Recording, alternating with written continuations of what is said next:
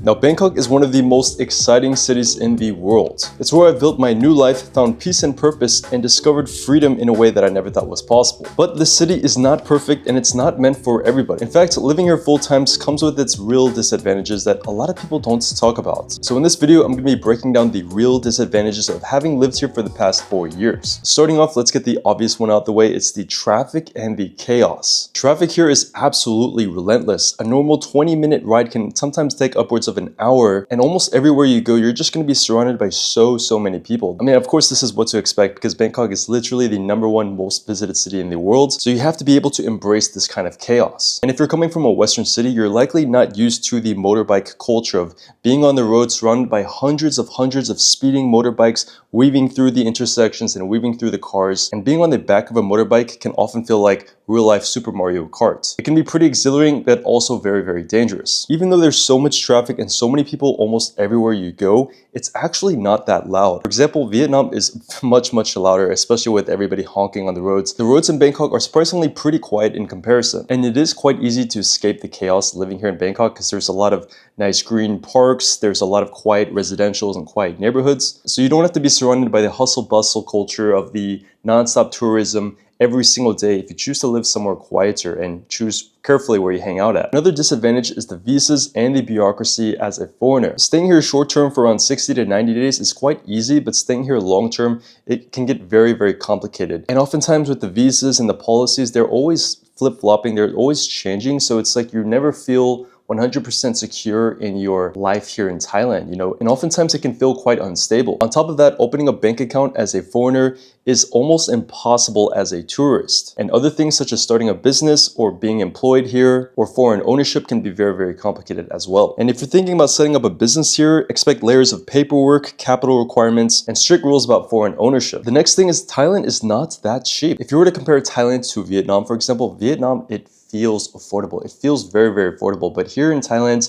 if you want to live your typical foreign kind of lifestyle, it's going to cost at least $2,000. But the good thing is that Thailand can be as cheap or as expensive as you wish. I know foreigners here who get by for around $1,000, but the typical lifestyle you see on social media, it's going to be at least $2,000. And let's say if you plan to spend around $2,000 a month, expect to spend more than you think because there are unexpected costs like insurance, like paying a 2-month security deposit, or unexpected hospital visits. These things can quickly add up. So if saving as much money as possible is your #1 priority, I probably would not look at Bangkok, Thailand. But if you're looking for an affordable place with the most value, then I think Bangkok tops the list. The next major con is the weather. Now, Bangkok is always hot, and when it's not hot, it's rainy. We have the heavy monsoon season, which we're actually in right now, which is between August to September and early October. And having lived here for the past 4 years, I miss being able to wear like a sweater or a nice coat or feeling the brisk, cool winds and having that fresh breath of air, which brings me to my next point, which is the pollution, which is an even bigger problem. Now, this entirely depends on you. A lot of people are very sensitive to pollution and PM 2.5. For me, and I think for most people, it's not that bad. Bangkok on average, the AQI is around 50, which is, not the healthiest, not the cleanest, but it's not that bad, especially in comparison to other big cities in other countries. For most groups of people, you'll be just fine, but for the sensitive group, then you might have to wear a mask. You might find it pretty irritating, but between January to April is when it's at its worst. It's at hazardous levels, sometimes above 100 AQI, which is considered very unhealthy. So just to summarize, most of Thailand is around 50 AQI, which is pretty manageable. But during the smoky season of January to April, it is very intolerable. It's really bad. Next up is the language barrier. Now, it's not too bad if you don't know any Thai, especially if you're living in central Bangkok and you're frequenting the expat hubs and you're going to modern establishments and malls and kind of Western services and things like that. But once you step outside of your foreigner bubble, then you'll realize the true inconvenience of the language barrier. A lot of times, taxi drivers or people serving your food at restaurants, they don't know that much English. So you'll always have to resort to using Google Translate or depending on your Thai partner to speak on behalf of you, which I think is a huge inconvenience. I think at that point, if you're committing to living here in Thailand long term, you might as well learn the language, and it's not as hard as you might think. But if you're just here for short to medium term, it's not absolutely required that you know Thai, but knowing a couple of the basics and knowing a couple phrases goes a long way. That brings me to my next point, which is about dating here in Thailand. Now, this is kind of paradoxical. Thailand is one of the best places to date in the world, I believe, because it's so easy to meet people.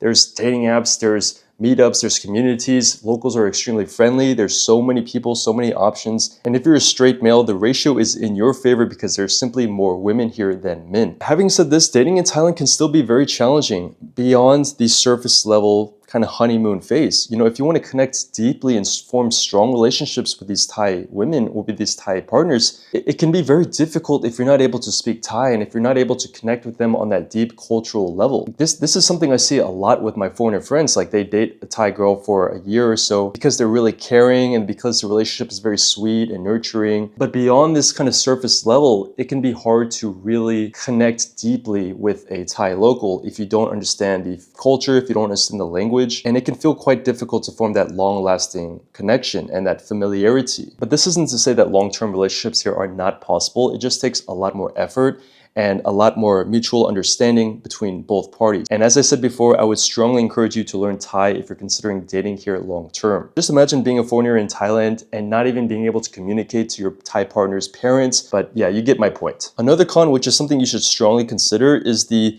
limited opportunity for income or work as a foreigner here in Thailand. This goes without saying, but it can be quite difficult to get a job here in Thailand. Unless you're thinking about becoming an English teacher here in Thailand, it can be quite difficult to get a professional, like a corporate job here in Thailand that pays well. The work condition, the work hours, the salaries oftentimes are not going to match those of Western standards. So in my opinion, the most advantageous position to be in as a foreigner here in Thailand is to have remote income, whether this is from assets or having businesses or either having a remote work job. So having reliable remote income as a foreigner is the best advantage you can have while living here in Thailand. And that's exactly why I created my remote work mentorship program to help people land fully remote work jobs. That way they can have the freedom to work from anywhere, to travel anytime they want. We've already helped over 150 normal people land these remote work jobs and have given them the ability and the resource to relocate, to properly adjust to moving abroad, such as Thailand or anywhere else for that matter. We're only accepting 10 students a month, so if you're seriously interested in becoming a remote digital nomad and getting remote income,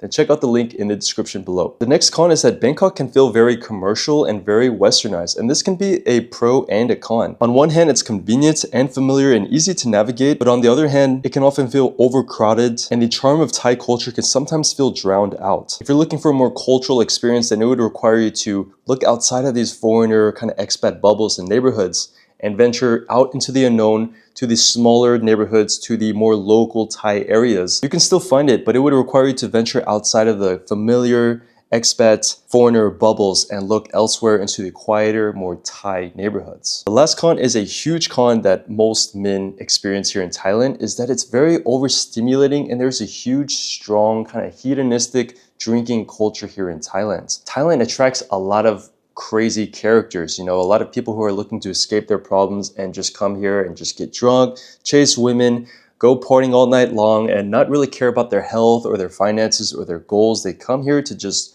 pretty much just go crazy, go wild. And that temptation is very, very strong here in Thailand. It's like 24/7, there's things going on. Every single day of the week, there's always a crazy nightlife party or a rooftop or a club to go to. And especially tying in with the red light district, the hedonistic temptations can be very strong here in Thailand. And if you're not careful, you can easily get lost in the sauce and just kind of lose direction. And, you know, all these nights out can quickly accumulate to months, to years, and you'll find out that you didn't get much work done, you didn't get much progress done, and it can definitely have serious consequences. So I think finding balance is really, really important. And having a bit of self-control, you know, as long as you finish your work, as long as you get what you need done, then yeah, then have a good time. But I would say you definitely need that balance. Now, having said all of that, Bangkok to me still is the best city in the world for short-term as well as long-term living. And I have absolutely no plans of leaving anytime soon. So if you're interested in moving to Thailand and achieving remote work income, then make sure to check out the link in my description as well as my other videos on this channel. Follow me on Instagram and I'll see you guys in the next video.